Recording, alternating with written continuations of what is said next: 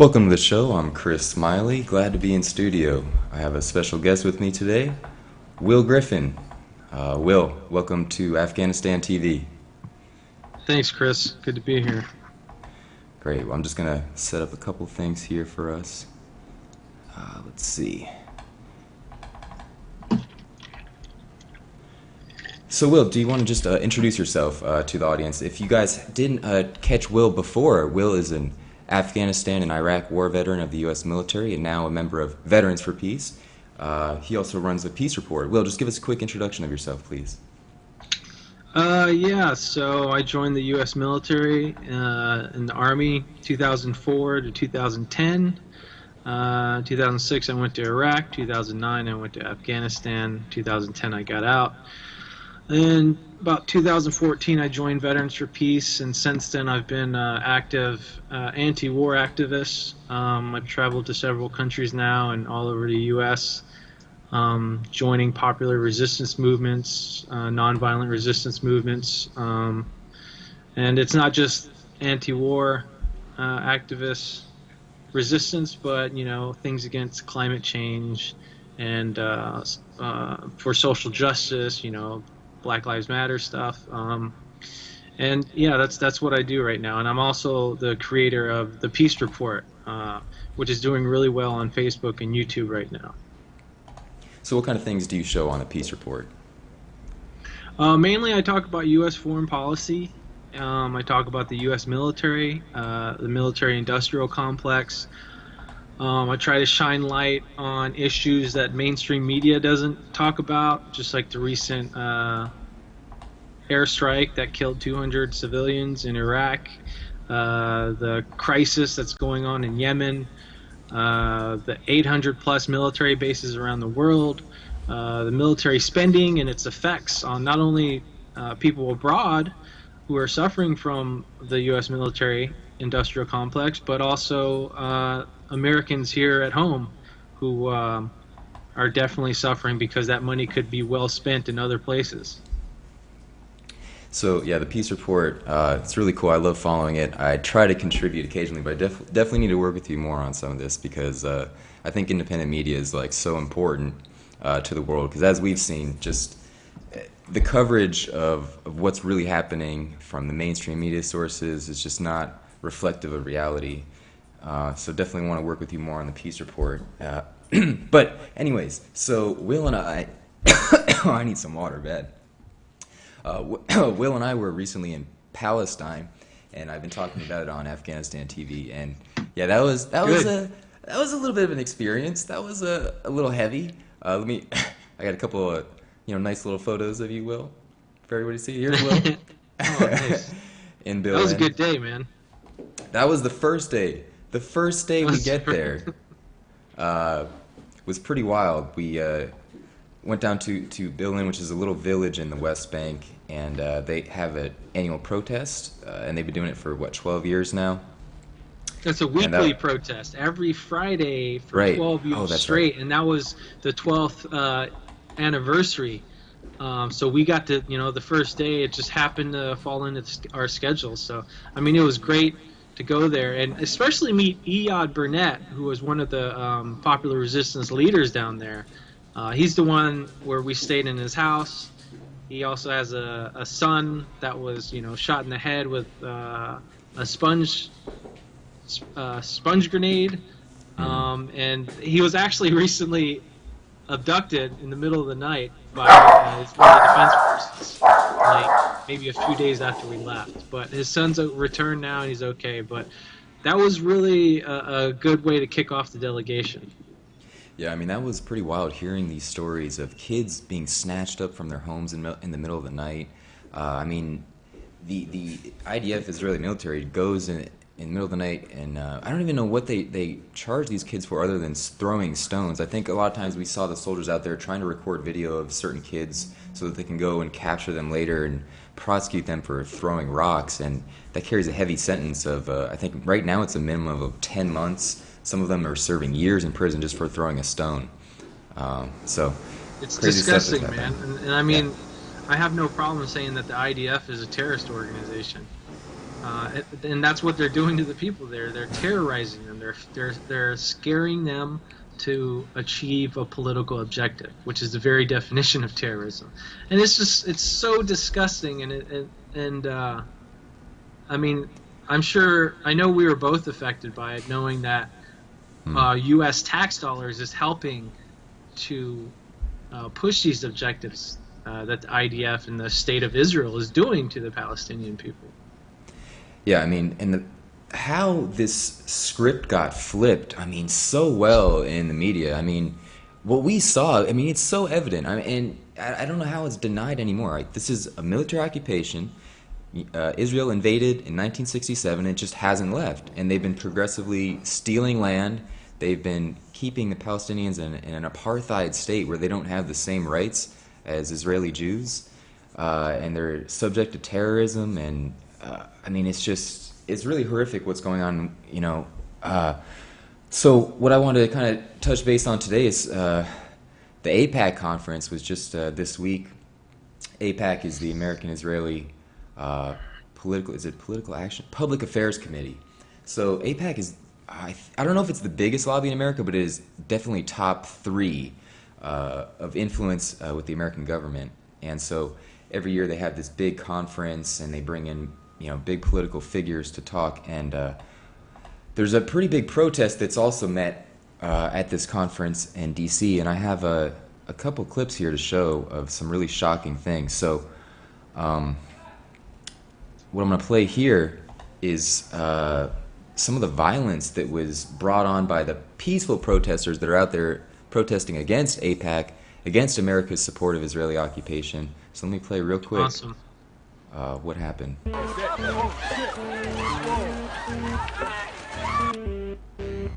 Oh, I seen this. My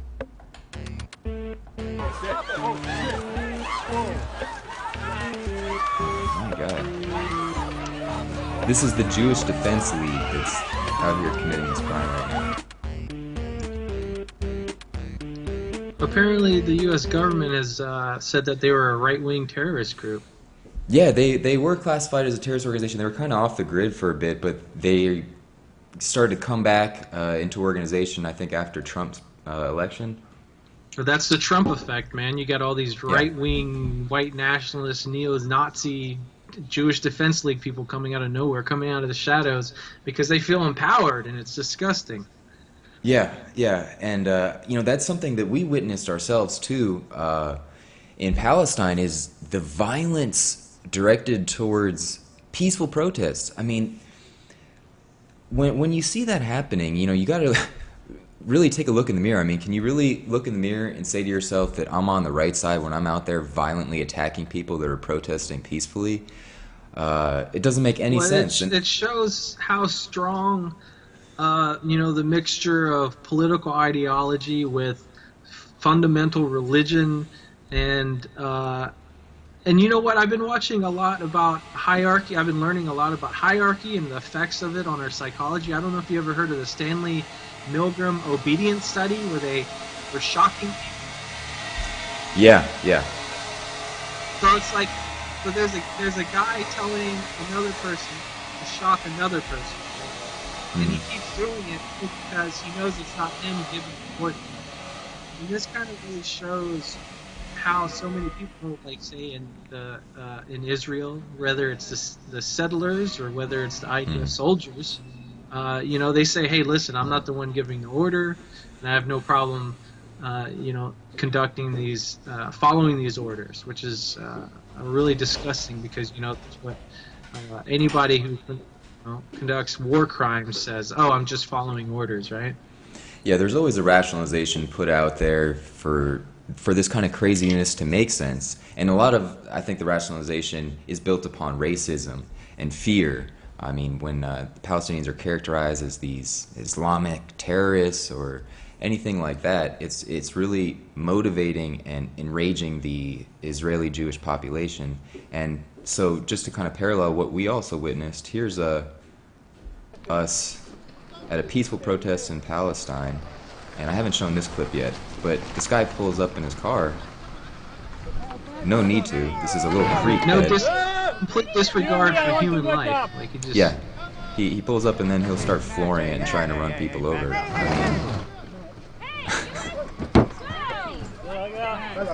mean, I love how Matt reacts. Matt's the tall guy in the project, and he approaches.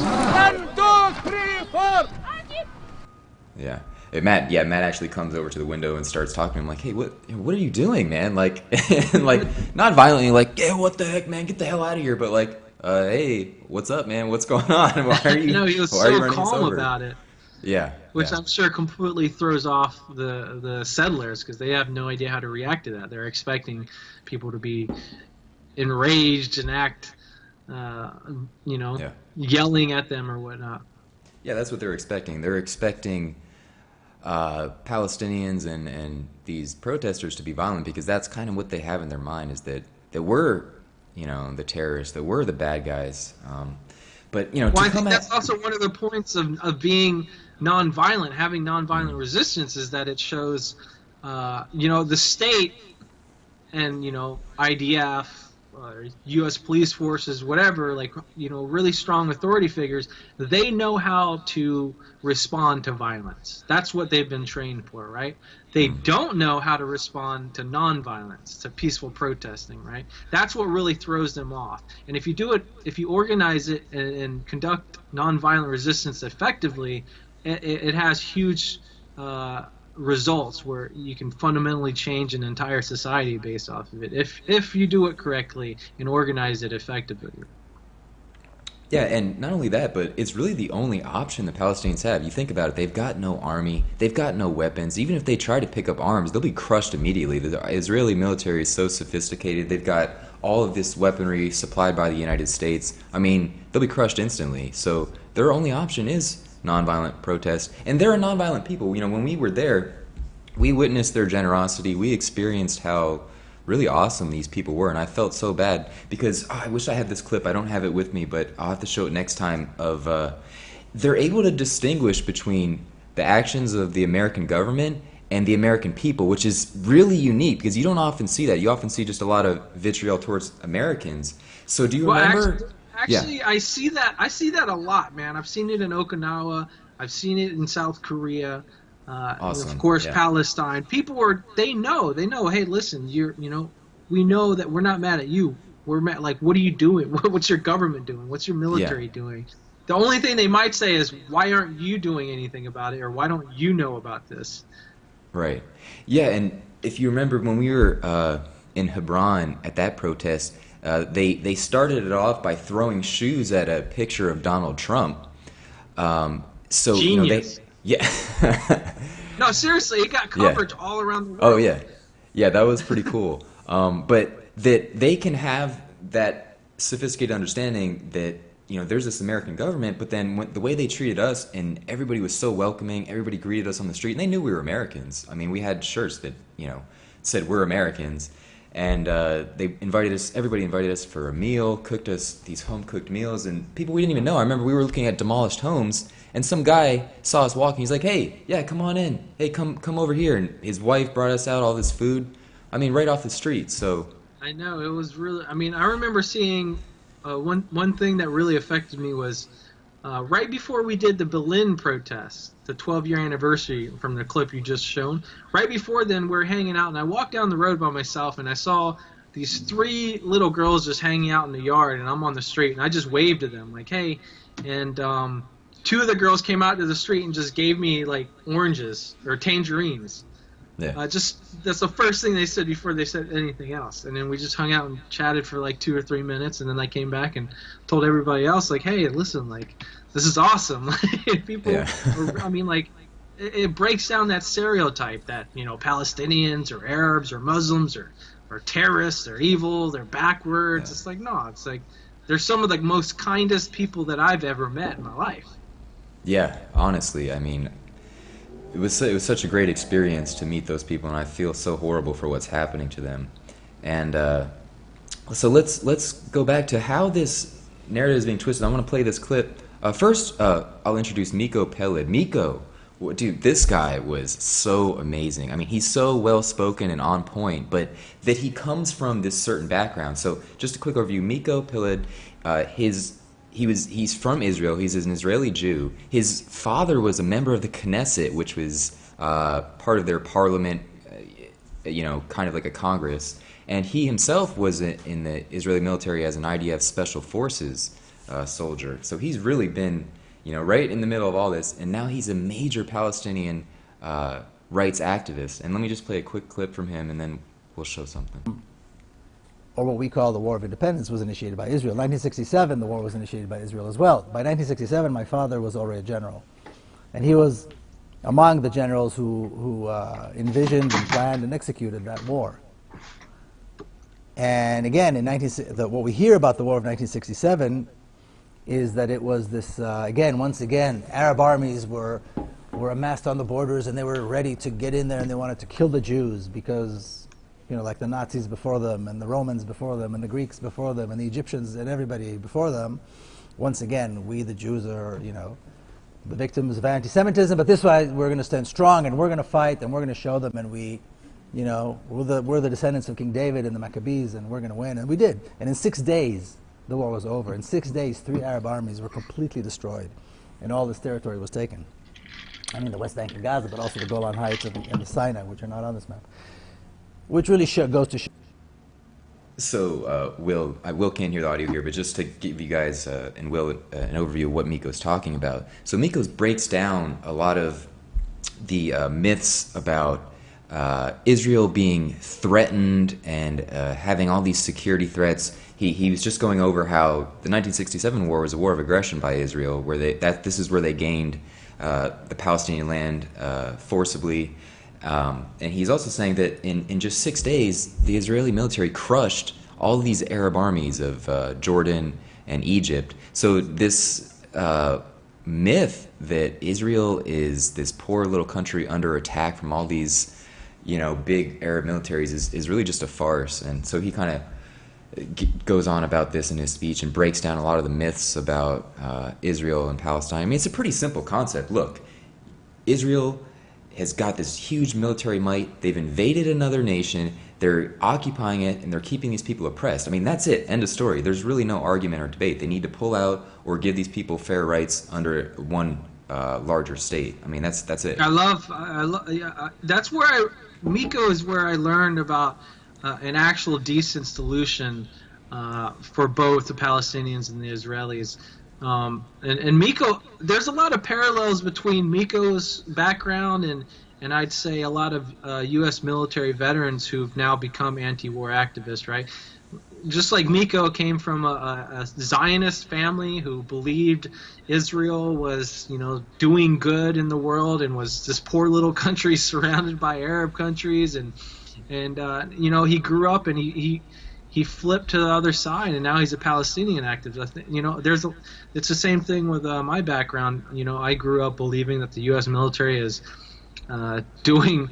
keeping peace and stability around the world, doing great things, and that we should have all our military forces spread out around the world because it's doing good things. But of course, now I've completely, changed sides and realized and understand the damage that that's doing. But Miko has talked about not only his life story, but he talks about the solution of a one-state secular democracy that, where Palestinians and Israelis can live side by side, which they actually have been for thousands and thousands of years.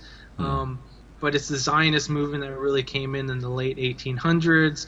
And it was this strong Zionist mentality that really created all of this conflict that we're seeing here today in that region. But I do want to say that I did read Miko's book, The General's Son, and it goes over his background of him, growing up, his father being a general who fought in the 1967 war in Israel and Palestine. But it explains a lot about how he came to where he is today. But it also goes over, the one-state secular democracy solution that I think is the only solution, because the two-state solution is just it's dead, it's gone, it can't happen. There's too many settlements in the West Bank to create a two-state solution. It's just not possible. So this idea, Trump recently, maybe a month or two ago, was telling Netanyahu, one state, two state, I don't care what it is, as long as both sides are happy. You know, he has no idea what's going on, right? And I doubt he even cares about the Palestinians. Well, I think that also just reflects again upon how generous and understanding and humble the Palestinian people are, that they're willing, after all of the suffering they've endured, after all this just god-awfulness that's been directed upon them, that they're willing to live side by side in one state. Now they don't No, even exactly. Care. So I mean, the state of Israel is trying to kill their humanity, Yeah. right? But that's the one. I mean, their humanity has only grown stronger. It's developed. It's progressed. It's stronger today than it was ever before, right? And we saw that with the 2.5 weeks you and I were there. I mean, the generosity, the humanity that they had for not just themselves, but for foreigners, internationals like us who came in first time there, and they treated us like we've been friends for 20 years or something like that, right? And so, I mean, clearly the state of Israel has been failing when they, in this whole goal of trying to kill the Palestinians' humanity, because it's only stronger now, and I think most of the world will be realizing that sooner than later. Yeah. So. Really, really amazing what we're seeing. I'm going to play a quick clip. Miko was out at the AIPAC protest in D.C., and he got in a conversation with this rabbi, Rabbi Smiley, who's a pretty famous rabbi. He's written a number of books. Yeah, he's written a number of books. Let me pull up, where's his book here? Okay. Smiley is called, by the Newsweek and Washington Post, the most famous rabbi in America, an author of 30 books, a broadcaster, and a relationship expert. I guess he writes about sex and relationships as well. Why not? Rabbi. Yeah, after you're done denying people basic rights, why not write about sex? Exactly. So here's his book, one of his books, The Israel Warrior. Yeah. Fighting back for the Jewish state from campus to street corner. And From so what? Miko, fighting back from what? They have everything. They've got Exactly. They've got all the rights. They've got all the weapons. What do they need? So let me just play this quick clip. Miko getting into it with this guy. You seem to be okay doing all right here. Who's there too? Well, they came and they took somebody else's country. Don't be a hypocrite. We all know the truth. We know the truth. Really? You've been there a long time, huh? I think you've been there a long time. Really? Not my parents, not my family. Are you Jewish? Are you Jewish? Really? You dislike Israel? Of course I dislike it. I'm ashamed of Israel. It's a shame. It's a dark cloud on Jews. Israel is a crime. It's murderous. It's a dark cloud on Jews, and Jews like you that support it are a dark cloud. Wow, I thought the Holocaust was the dark cloud on the Jews. Dark cloud was the Holocaust. I didn't realize having an army to stop us from being slaughtered is the dark cloud. The Israeli army is not defending anyone. It's a terrorist organization. I served in it. My father served in it. It's a terrorist organization. Did you serve? You hypocrite. Did you serve? You live here, and you think people over there should take us as country. You're a hypocrite. You're a liar, and you shouldn't even be here. You sound angry. I am angry. Why? Why are you so angry? Because of people like you justifying what Israel does. People like me make you angry? I'm sorry. Anger is a choice, and you're pretty angry. I am angry, and I'm very glad to be angry. Genocide's a crime. Genocide's a crime. Where are the Jews guilty of genocide? Even though Jews are doing it, it's still a crime. You show up on TV, you show up as a public figure, and you talk like you know something, and you're a hypocrite, you support genocide, you support racism, and you should be ashamed. You and all the people in there should be ashamed. You're a dark cloud on the Jewish people, you're a dark cloud on Israel, on everybody. I guess it's best if we best if we disappear, no? It is the best It would be the best. I mean, a lot of people have had that idea. I guess it would be great if we just weren't here. The ancient Jewish Of course, support Sorry, I don't get it. Sorry. You can't give me the word. I'm Israeli. You can't tell me that. I'm an Israeli Jew and I know what I'm talking about. Stop the criminal activity. That's all. No genocide. There's no genocide. I am angry because people like you are paying for children in Gaza to die. People like you are paying for children in Gaza to have no water. People like you are paying and supporting genocide. You are supporting terrorism. You're supporting the worst terrorist organization. And you will all one day be ashamed. second is not to believe. You're going to go down on your knees and beg forgiveness from Palestinians. One of these days, and you'll see that. You're going to go on your knees and You want beg Jews to disappear. forgiveness. Sorry. I don't want Jews to disappear. Sorry. I want People have justice. tried that. Ain't gonna happen. Go back inside with your people, where you belong. With all the hypocrites. That's a lot of and the orders you're liars. giving me. Go back For in all the there freedom you with believe, your people. all you've done is bark orders. Go back in there and support the racism. Go. Go back in there. Oh man, wow. Well, he really gave it to him, and I don't know if you could hear some of that on Facebook, Will, but the rabbi, I guess he didn't know Miko, or he didn't recognize him. He's like, "Are you Jewish?" He's like, "Yeah, I'm Jewish." And he starts laying into him, and he's like, "You're a dark cloud on the Jews. You're defending terrorism." He's like, "I served in the IDF. It's a terrorist organization." Miko was not only IDF, he was in the commando units, which is the special forces, right? Like he did some serious training with them. Yeah, so he really saw some things that changed his perspective. And I don't know if you caught, but somebody in the background said, "No, the Holocaust is a dark cloud." And I love, where is the relevance in that? Why would you interject that? I mean, that's just a common ploy, is to interject the Holocaust or interject anti-Semitism when this has nothing to do with it. We're getting a phone call. Let's answer this. Sure. Afghanistan TV. Hello, Chris. Hi, welcome to the show. How are you? I just want to tell you that this is Afghan TV, and you keep talking about the Palestine. Uh-huh. So I don't understand why you're talking about Palestine. We have a lot of problem in Afghanistan, and you keep bringing these clips every week, and I just want to know that why Sajid John doesn't say anything, that why you don't talk about that. You're not in Afghanistan, you're in Palestine. Why you're doing this all the time, every week? That's all I wanted to know. Thank you so much. Well, are Afghans not interested in human rights around the world? I think it's very important to bring up okay, I was hoping he would stay on the line, but he didn't.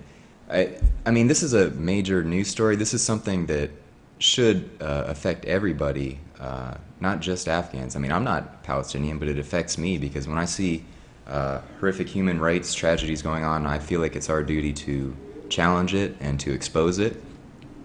And not only that, something that Martin Luther King said, that injustice anywhere is a threat to justice everywhere. When we let these injustices pervade around the world, it's going to come back around to haunt us and to affect us. When you let this state of Israel continue to terrorize and grow bigger and stronger and more evil, what do you think is going to happen? It's going to affect a lot more than just the Palestinian people, and it has. It's affected the Lebanese, Egyptians. So, Will, any comments on that? I mean, yeah, I think, listen, the U.S. is in Afghanistan. The U.S. is supporting Israel and what they're doing to the Palestinians. I think they're definitely connected. And also to learn about other people's experiences, I think, helps me myself to understand my own perspective and what I'm working with, right? So I think, maybe the caller doesn't understand right away why Palestine might be important. But I think, learning other people's experiences, issues, problems, helps give perspective on our own daily lives, on what we're dealing with in either our city or our country, right, or our region of the world. I think the main point, the bottom line, is that the U.S. is not only supporting and funding apartheid states committing war crimes on a daily basis, but also committing them in Afghanistan. And this is a problem that we need to see. Not only is the U.S. doing these things, illegally occupying countries like Afghanistan, but they're also funding other countries to do so to other people, just like they're funding Saudi Arabia, who's bombing the Yemenis people right now. Right? I mean, it's all. I mean, think about the connections with Saudi Arabia, Israel, Afghanistan. Right? The U.S. is the connection. The U.S. military, the U.S. government, the U.S. funds, the U.S. tax dollars, it's all connected.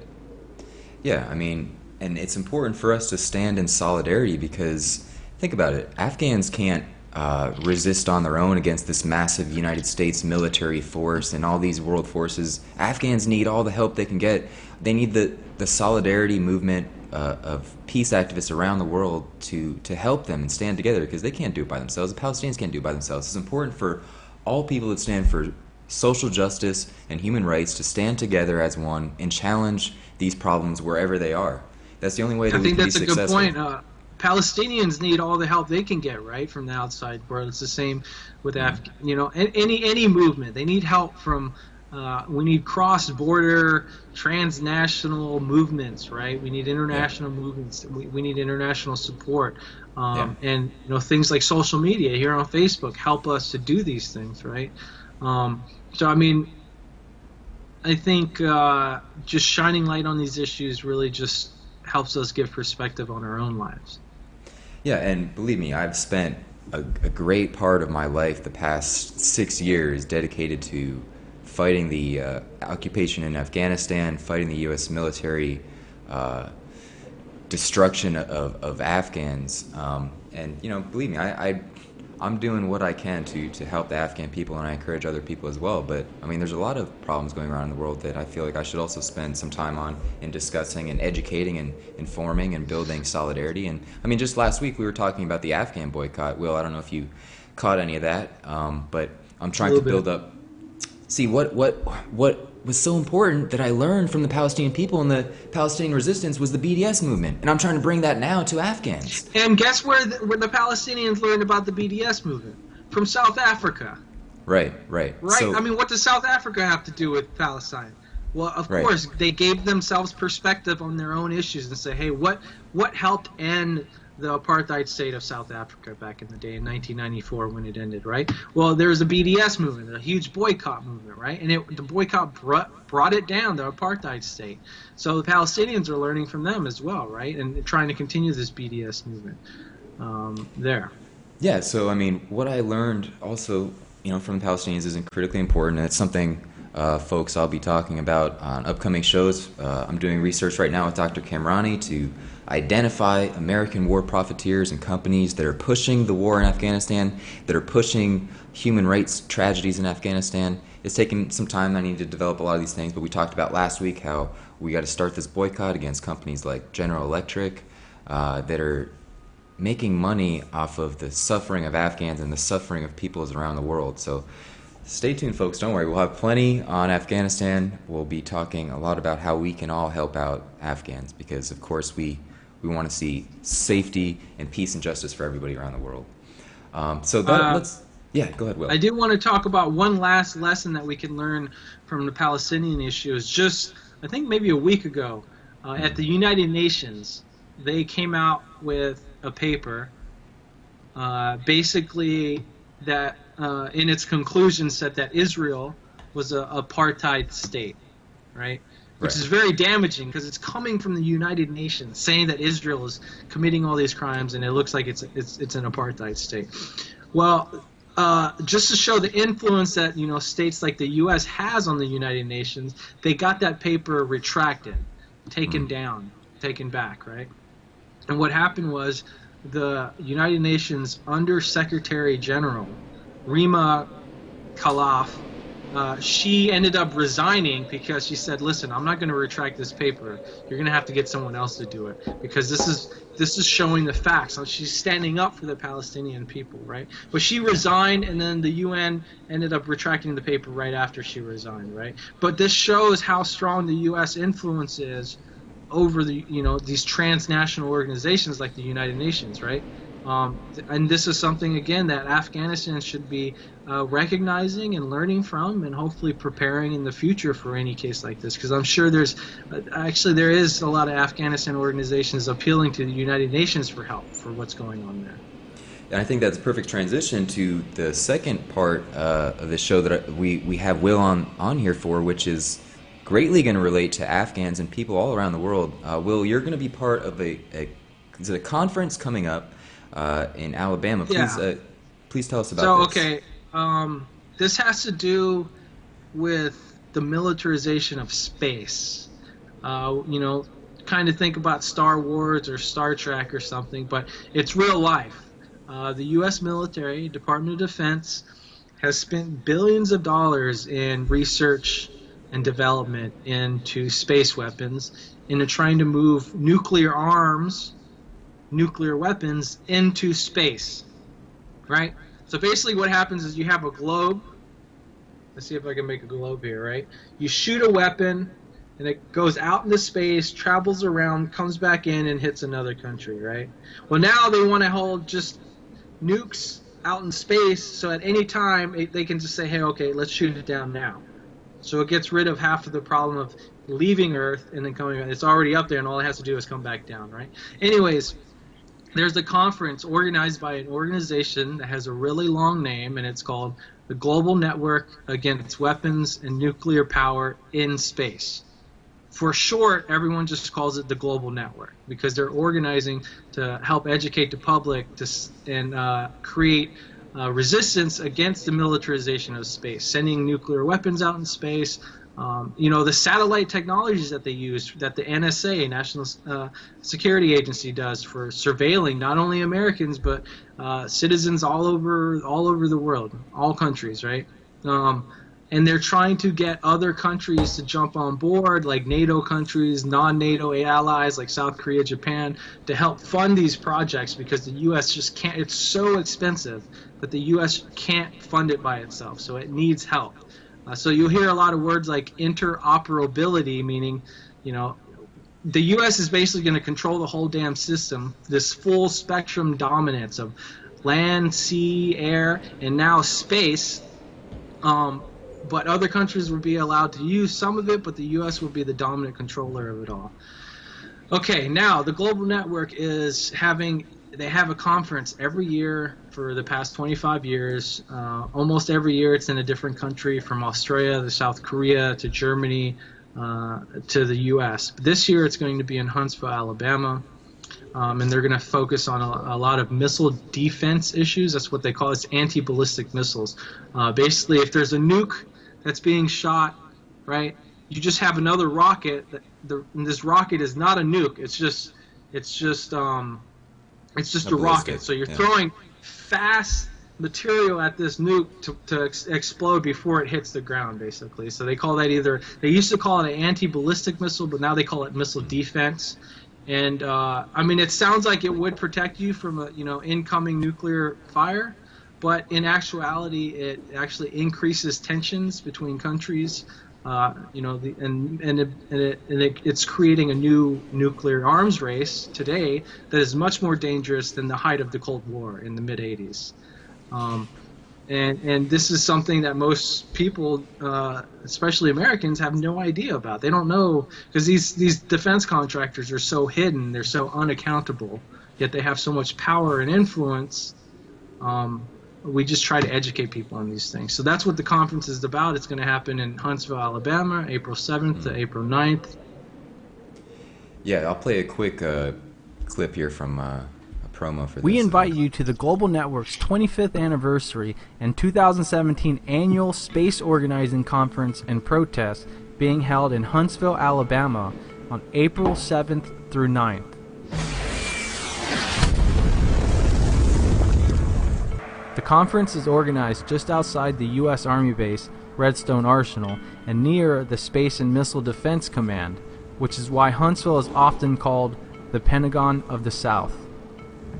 The effort by the Trump administration to develop and deploy the next generation of Star Wars weapons will only increase global instability and cost hundreds of billions of taxpayer dollars. The U.S. Space Command has long maintained its mission in creating technologies to control and dominate space and the Earth below, ultimately on behalf of corporate interests. This conference will have... So that was a promo for this conference coming up to educate more about these topics if you're interested. Are they also live streaming that for people to watch? It won't be live stream. I'll probably be doing the recording myself, and it'll be eventually uploaded on my YouTube channel, The Peace Report. But that video you just played is on my Facebook and YouTube, The Peace Report, if anybody else wants to see the whole thing. So I think this touches on a couple of key issues here. One, the United States military dominance of the entire world, and now space. I have this graphic here that Will provided for us of U.S. military bases abroad in 2015. What's the number at now, Will? I forget what it is. What, bases? Yeah, bases. Yeah, 800, right? I mean, it depends on your definition of a base.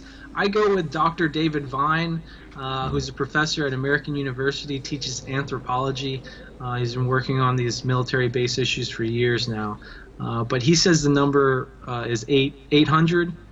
And his definition is, any land or facility that's used for any military purposes at any time, then it's a military base. But he doesn't count things like embassies, right, where they actually have Marines guarding in it, right? He doesn't count those. He counts like things that are actually being used for military purposes. And he says the number is about 800. And there's different size bases. There's bases with no people on them, just equipment, and he may count those.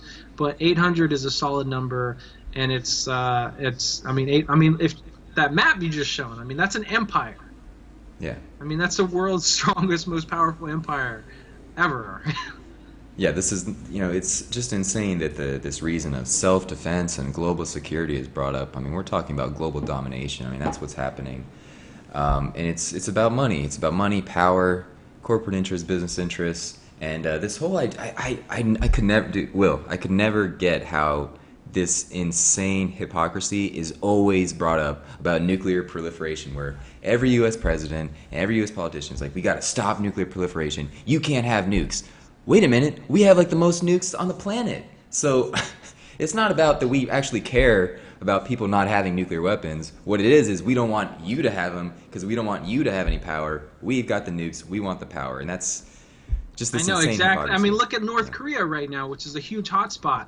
North Korea's, I mean, listen, it's surrounded by the U.S. military on its border, on its seas, up in the air, in space, right? It's just completely surrounded about. They have no choice but to make nuclear weapons to try to defend themselves, right? That's like the only thing they can do, right? Because if North Korea sent bases or military warships on the coast of California, like, dude, the U.S. would freak out, right? They would never let that happen. And military and the tensions between the countries would increase if North Korea sent military over towards us, right?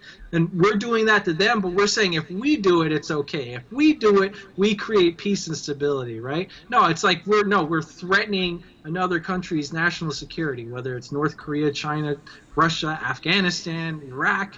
No, when you do those things, you increase tensions, and it makes it a lot easier to use military force, which they have been doing. And in Asia, it's the world's largest military training exercise, including hundreds of thousands of soldiers of both South Korea and the U.S., right? And that's going on while the U.S. is at war in Afghanistan, dropping bombs in Iraq, supporting Saudi Arabia, supporting Israel, right? It's doing all these things simultaneously, all at the same time. Yeah, I mean, it's pretty clear what's going on. This is a bullying. This is a power grab. I mean, it's just complete hypocrisy. And, I mean, when you look at the United States defense budget, over 50% we're spending on the military and weapons. I think it's pretty clear where the United States government is at, what it's working for. It's not working for peace and justice. It's not working to help the people of the world. It's not helping Americans.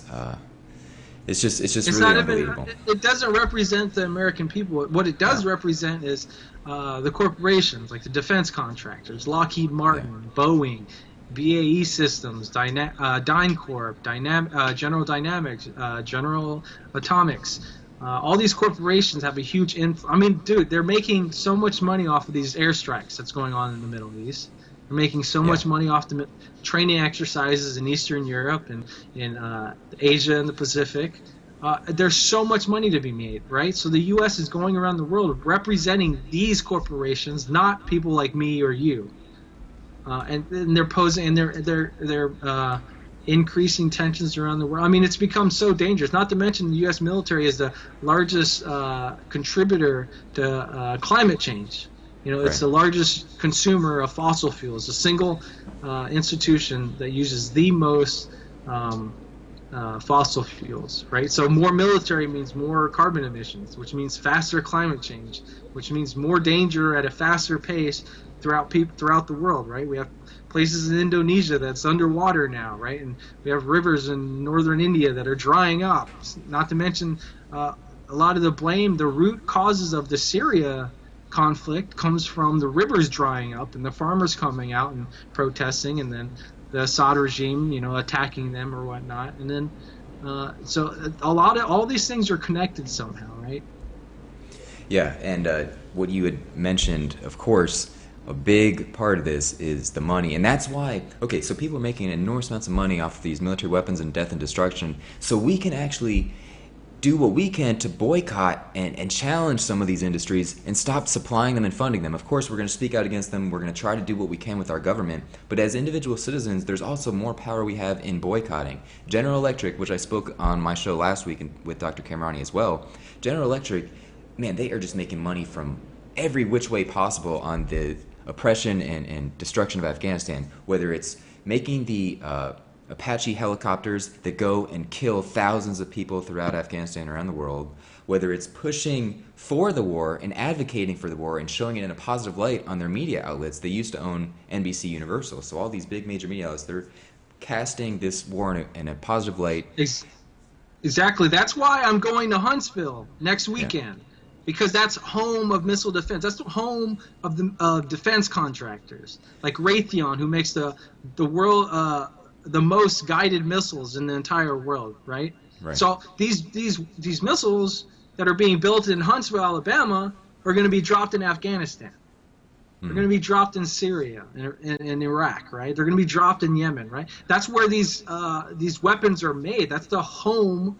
Huntsville, Alabama is the home of defense contractors, right? And that's why they call it the Pentagon of the South, because it's so powerful. That's where all the contracting, that's where a lot of the influence on the Pentagon comes from, Huntsville, Alabama. So that, I mean, this resistance to shine light on these issues, I think that, I'd love, I'll boycott Huntsville from here in the U.S., and I hope Afghanis will try to shine more light on it over there, right?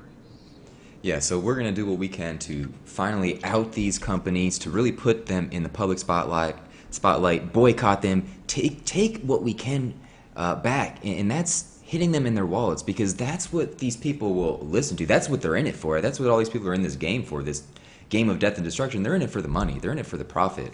And if we can adversely affect their profits, then we can make an impact. We can make some noise. We can help stop some of this oppression happening around the world. So we're going to wrap up here in a few minutes with Will, but that's a really important conference that Will's going to be a part of. This is obviously a very important topic for us to cover in depth. So we'll stay in touch with Will about this conference, about these military defense contractors, and try to incorporate what is happening at this conference and the information that we'll get from that into the boycott and what companies we need to identify and boycott as Afghans and just as people around the world.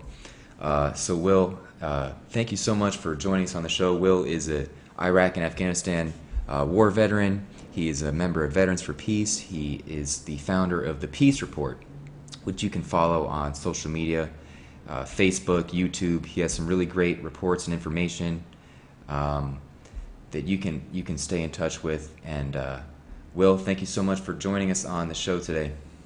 Great. Thanks, Chris. I appreciate it. Okay, we'll catch you guys next time. I'm Chris Smiley. Thanks.